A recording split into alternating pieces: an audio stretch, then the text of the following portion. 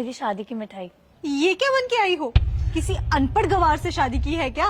Limit में रहो please. Limit में तो तुम जैसी लड़कियां रहती है, जो इतना पढ़ने लिखने के बाद भी खुद को लिमिट में ही रखती है। तुम्हारे यहाँ वो बहुओं को क्या बुलाते हैं? क्या था? बींदनी। हाँ, बींदनी। तो पूनम बींदनी जी, तुम्हें किसी ने बताया नहीं कि कॉलेज में ऐसे कपड़े नहीं पहन के आते? क्या प्रॉब्लम है तुम्हें इन कपड़ों से? प्रॉब्लम तो तुम जैसी सोच वाली लड़कियों से है हमें। अरे जब शादी करके चूल्हा चौखा ही संभालना था तो इतनी पढ़ाई लिखाई क्यों की है? जिंदगी तो तुम गवारों जैसी जी रही हो। अले गुस्सा आ रहा है। तुम्हें शादी करनी ही थी तो कम से कम किसी ऐसे घर में तो करती जहाँ पे तुम्हें अपनी मर्जी के कपड़े पहनने की आजादी हो। कपड़ों से आजादी का क्या वास्ता कि कपड़े मैंने खुद की चॉइस से डाले। अब तो तुम यही कहोगी ताकि हमारे सामने तुम्हारे ससुराल वालों की नाक ना कट जाए। मैं भी शादी कर रही हूँ, पर मैं तुम्हारी तरह ये इंडियन कपड़े तो नहीं पहनने वाली। मैंने तो अपने इन-लॉज को पहले बोला हुआ है कि मेरा जो मन करेगा मैं वही पहनूंगी। मुझसे नहीं पहने जाती ये घाघरा चोली। और सबसे बड़ी बात, मेरे इन-लॉज को इससे कोई भी प्रॉब्लम नहीं है। देख, इसे बोलते हैं मॉडर्न ख्यालों वाली लड़की। और एक बात बता, कल को जब तू इंटरव्यू देने जाएगी तब यही घाघरा चोली पहन के जाएगी क्या? अरे इंटरव्यू में तो ये तब जाएगी ना जब इसके इन-लॉज इसको अलाउ करेंगे। अरे ऐसे बैकवर्ड सोच वाले लोग ना कभी भी अपनी बहुओं को घर से पैर नहीं बाहर रखने देते। पता नहीं इसके ससुराल वाला ने इसको कॉलेज कैसे भेज दिया है। अब इमेजिन कर, इसकी सास भी इसकी तरह घाघरा चोली पहन के घर में घूमती होगी।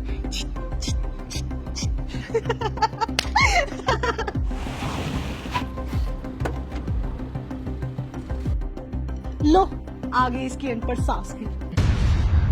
लगता है सासू माँ एग्जाम के बाद अपनी बींदनी को आशीर्वाद देने आई है। माँ जी, एक मिनट आना, आपको किसी से मिलवाना है। ये है मेरी सासू माँ। हेलो बेटा। तुम दोनों को जो भी सवाल करने थे ना, इनसे करो। Poonam, is everything okay? Oh impressive. तो तुमने अपनी अनपढ़ सासू माँ जी को इतनी इंग्लिश सिखाई है कि वो किसी को इम्प्रेस कर सके बेसिक बातें बोल के। खाना बनाने वाली अनपढ़ अब इंग्लिश भी सीख रही है। Excuse me, what do you think of yourself? Do you think I'm an illiterate? By the way, I'm a graduate from this college. रहने दीजिए माँ जी, इन्हें इतनी इंग्लिश समझ नहीं आएगी। बाय द वे, ये इसी कॉलेज की टॉपर रह चुकी है और अगर यकीन ना हो तो टॉपर्स बोर्ड जाके चेक करें। आज भी इनका नाम सबसे ऊपर लिखा हुआ है। अरे कहाँ के मॉडर्न लोग हो तुम, जो आज भी लोगों को कपड़ों से जज करते हो। घाघरा चोली या साड़ी सूट पहनने से कोई ओल्ड फैशन या मॉडर्न नहीं होता। ये कपड़े मैंने मजबूरी या किसी के दबाव में नहीं पहने, बल्कि अपनी खुद की चॉइस से पहने। इंसान सोच से मॉडर्न होना चाहिए, कपड़ों से नहीं।